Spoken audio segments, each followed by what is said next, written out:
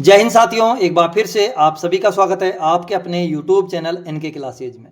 दोस्तों, केंद्र सरकार ने 8वें वेतन आयोग की घोषणा कर दी है और इसी घोषणा के साथ सभी राजकीय कर्मचारियों में खुशी का माहौल है।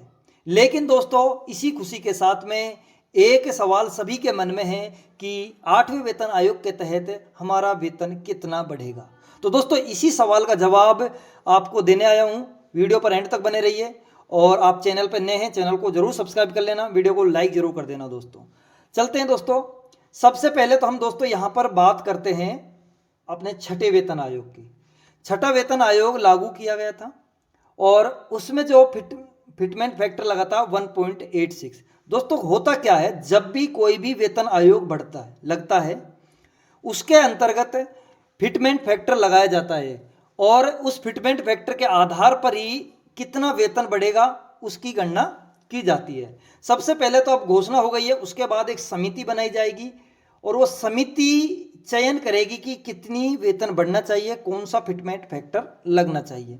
जब छठा वेतन आयोग लागू किया गया था तो 1.86 का ये फिटमेंट फैक्टर लागू किया गया था। ठीक है दोस्तों, यानी कि जितनी भी उस टाइम में बेसिक पे थी उस बेसिक पे को 1.86 से गुणा कर दिया गया था। ठीक है, उसके बाद हुआ क्या, सेवंथ पे कमीशन आया, 2016 में लागू हो गया था, जिसकी घोषणा 2014 में की गई थी।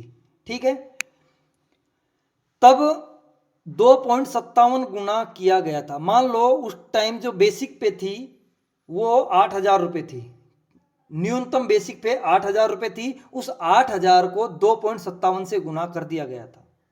ठीक है, अब क्या है, अब 8वें पे जो कमीशन है उसकी घोषणा कर दी गई है। अब 8वें पे कमीशन में क्या होगा, नियम के अकॉर्डिंग तो फिटमेंट फैक्टर बढ़ना चाहिए और फिटमेंट फैक्टर बढ़कर कितना होने वाला है, 2.86। लेकिन दोस्तों, समिति जब ये फैसला करेगी कि कितना बढ़ना चाहिए तो दो कयास आ रहे हैं, या तो 1.92 ये बढ़ सकता है और या फिर 2.86 ये बढ़ सकता है।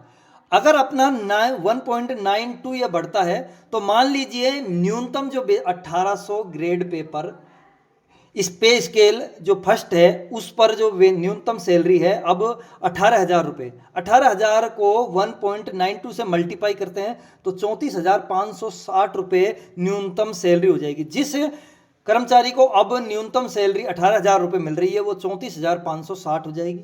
अगर फिटमेंट फैक्टर 2.86 को लगाते हैं तो 18,000 सैलरी 51,480 रुपये हो जाएगी। ठीक है दोस्तों, उसके बाद अगर समिति कोई और नया फिटमेंट फैक्टर लेकर आती है तो सीधा सा गणित यही है कि जो भी आपकी बेसिक पे है वर्तमान में, ठीक है, अब जैसे मान लीजिए किसी की बेसिक पे 18,000 न्यूनतम है, अब इसमें इसके जो भी बढ़कर मान लो किसी को 5 साल हो गई, 6 साल होगी, अब मान लो यही सैलरी उसकी 25,000 हो गई है। ठीक है, तो ऐसा नहीं है, 25,000 से मल्टीप्लाई हो गई है। ठीक है, ये मल्टीपल कितने से होगा, 25,000 से। अब जिस कर्मचारी की जितनी भी पेमेंट है, यानी कि ये 2026 में लागू होगा, जुलाई में सभी के इंक्रीमेंट लगेंगे, इंक्रीमेंट लगने के बाद में जितनी जुलाई में उनकी सैलरी बनेगी उस सैलरी को मल्टीपल करना है कितने से, जितना भी फिटमेंट फैक्टर आएगा। उसके बाद में यहाँ पर जितने भी वेतन हैं, वेतन तो हो ही गया, भत्ते हैं आपका डीए, एचआरए, ठीक है दोस्तों, ये भी आपके बढ़ेंगे क्योंकि बेसिक वो भी सभी बेसिक सैलरी के अकॉर्डिंग ही काम करते हैं। उसके बाद आपकी जो रिटायरमेंट होते हैं उस टाइम मिलती है ग्रेजुइटी। ठीक है, ग्रेजुइटी की सीमा भी आपकी बढ़ेगी। ठीक है दोस्तों, अब जो प्रेजेंट टाइम में जब आदमी रिटायर, जो कर्मचारी रिटायर हो रहा है उसके अकॉर्डिंग जो ग्रेजुइटी मिल रही है वो ग्रेजुइटी भी बढ़ेगी, सैलरी के अकॉर्डिंग वो भी उसमें भी इजाफा होगा। वही पेंशनर है, पेंशनर की मान लो अब न्यूनतम जिस कर्मचारी को 9,000 रुपये पेंशन मिल रही है, न्यूनतम पेंशन है ये 9,000 रुपये ये मिल रही है, इसका भी इसमें सीधा ऐसे ही मल्टीपल होगा, ये भी इसी इतने ही गुना होगी, जितना फिटमेंट फैक्टर लगेगा उतने ही गुना पेंशन हो जाएगी। ठीक है दोस्तों, तो आपके समझ आएगा किस प्रकार से ये बढ़ती है। अब जब ये समिति रिपोर्ट करेगी उस टाइम में कंफर्म होगा कि कितनी, कौन सा फिटमेंट फैक्टर लगाया है और कौन से फिटमेंट फैक्टर के तहत इतने गुना सैलरी हो जाएगी।